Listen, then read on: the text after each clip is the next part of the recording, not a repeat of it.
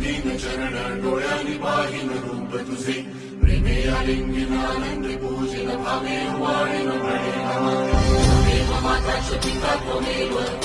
बन्धुश्च सखा त्वमेव विद्या वरदं त्वमेव सर्वं मम देव कायेन वाचा